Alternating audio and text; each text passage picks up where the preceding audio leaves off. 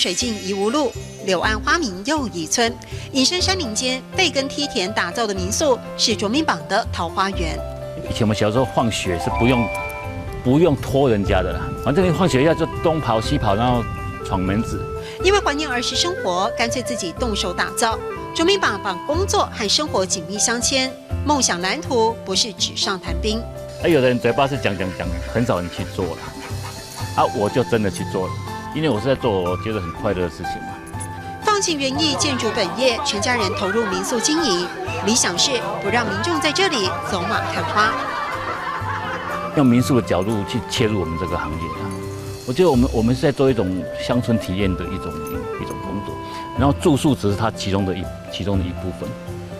我比较希望来这边还是游客能够跟我们的生活融合在一起。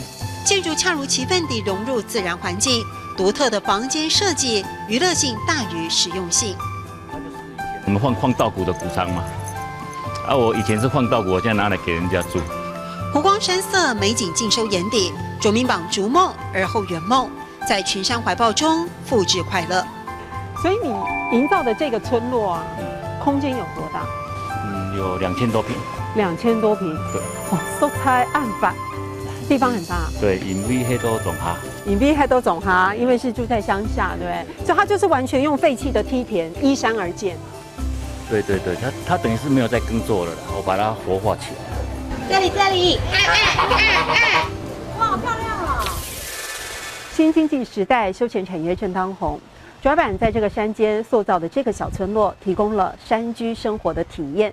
他希望就此让大家认识喜欢三义，而这也是活化地方旅游重要的关键。素彩暗白，隐蔽黑都总哈。素彩暗白，隐蔽黑都总哈。